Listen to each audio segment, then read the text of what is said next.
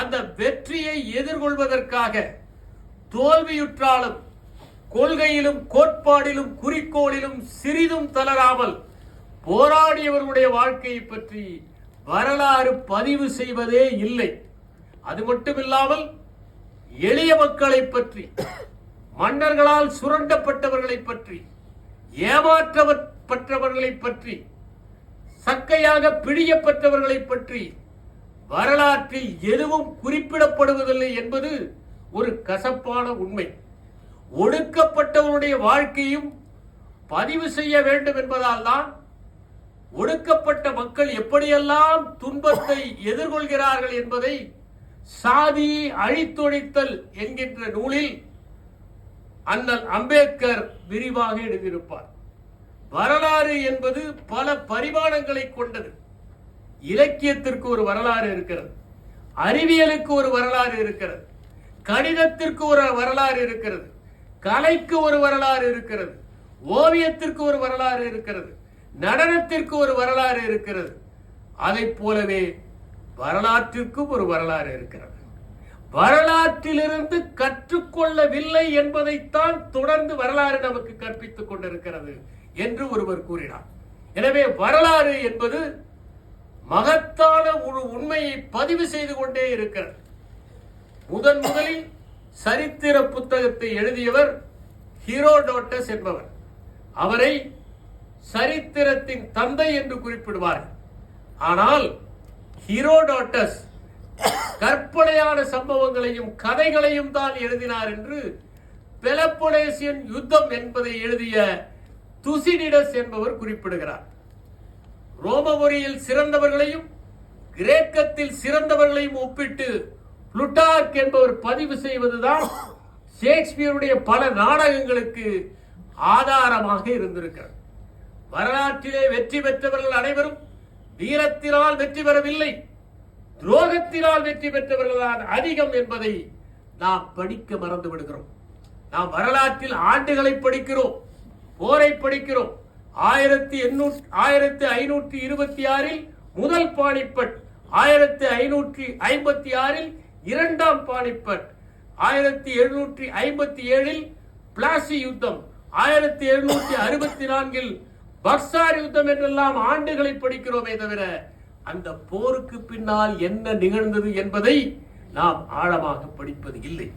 வரலாற்றை நீங்கள் ஆய்ந்து படித்தால் பல வெற்றிகள் துரோகத்தினால் நிகழ்ந்தன என்பதை நாம் புரிந்து கொள்ள முடியும். ஜூலியஸ் சீசர் துரோகத்தினால் கொல்லப்பட்டவன். அவனை கொல்ல வேண்டும் என்று சதி செய்தவன் கசியஸ் என்பவன். அந்த கசியஸ் ஏன் ஜூலியஸ் சீசரை கொல்ல முயற்சி செய்கிறான்? காரணம், அவனுக்கு கிடைக்க வேண்டிய பதவியை புரூட்டஸிற்கு கொடுத்து விடுகிறான் சீசர். பிரேட்டர் என்கிற ஒரு பதவி நம் ஊரிலே மேயர் பதவிக்கு ஒப்பானது.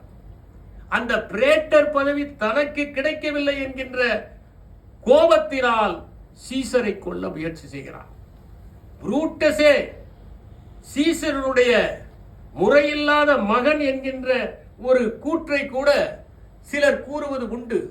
அந்த புரூட்டஸ் தான் அந்த சதி திட்டத்தில் ஒன்றாக இணைந்து கடைசியாக ஒரு குத்தை குத்துகிறான்.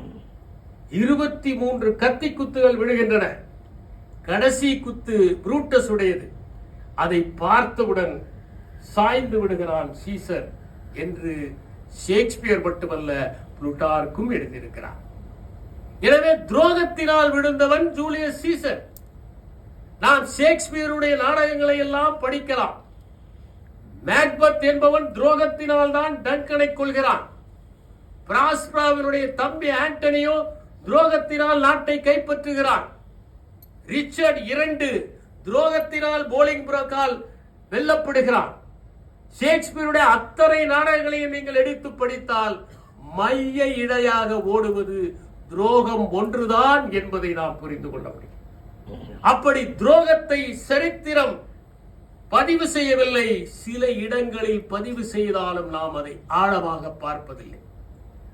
அவதார புருஷர்களாக கருதப்பட்டவர்கள் கூட துரோகத்தினால் வீழ்த்தப்பட்டார்கள் என்பதை நாம் பார்க்கிறோம். இயேசு கிறிஸ்துவை அவருடைய சீடன் என்று சொல்லிக் கொண்டிருந்த யூதாஸ் தான் 30 வெள்ளிக்காசுகளுக்காக காட்டிக் கொடுத்தான். புத்தரை அவருடனேயே மடாலயத்தில் இருந்த தேவதத்தன் நலகிரி என்கின்ற யானையை ஏவி கொல்ல பார்த்தான். மகாவீரருடனே இருந்த கோசலா பிரிந்து சென்று மகாவீரர் மெய்ஞானமே பெறவில்லை என்று அவதூறு பரப்பினார். இப்படி அவதார புருஷர்கள் கூட துரோகத்திற்கு தப்பவில்லை என்பதை நாம் வரலாற்றிலே படிக்கிறோம்.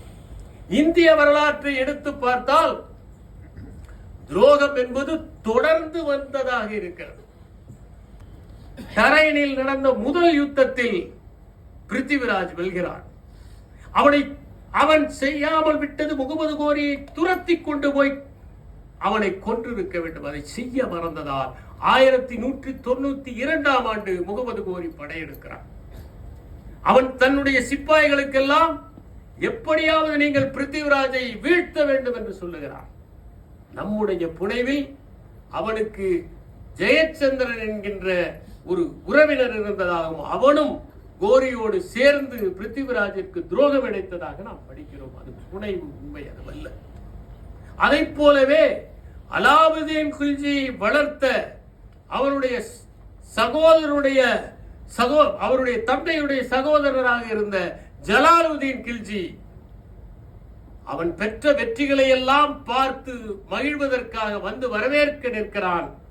அவனை குத்திக் கொள்வதற்கு ஏற்பாடு செய்கிறான் சலீம் என்கின்ற ஒருவனை வைத்து அலாவுதீன் கில்ஜி. அதனால் ஜலாலுதீன் கில்ஜி இறந்து போகிறான். அந்த அலாவுதீன் கில்ஜி துரோகத்தால் மாலிக் காஃபூர் வீழ்த்துகிறான். அது மட்டுமல்ல, நாம் எல்லோரும் முகலாய சரித்திரத்தை படிக்கிறோம். ஷாஜகான் மரண தண்டனை விதிப்பதற்காக மாலிக் ஜீவன் என்கின்ற ஆப்கானிஸ்தானத்தைச் சேர்ந்த ஆளுநரை தண்டிக்க முயலும் போது அங்கே வந்த தாராஷிகா, ஷாஜகானுடைய முதல் மகன், அதை தடுத்து மன்னிப்பு வழங்குவதற்கு ஏற்பாடு செய்கிறான். அந்த மாலிக் ஜீவன் தான் அவுரங்கசீப்பிற்கு தாராஷிகாவை காட்டிக் கொடுத்து அவருடைய மரண தண்டனைக்கு காரணமாக இருக்கிறார். பல கோட்டைகள் வீழ்ந்தது வீரம் குறைவாக இருந்ததால் அல்ல. அவுரங்கசீப் டோர்ரா என்கிற கோட்டையை தவிர மற்ற அனைத்தையும் ஆங்காங்கே கையூட்டு கொடுத்து கைப்பற்றியதாக வரலாறு பதிவு செய்திருக்கிறது. இப்படி வரலாறு முழுவதும் துரோகங்கள் இருக்கிறது.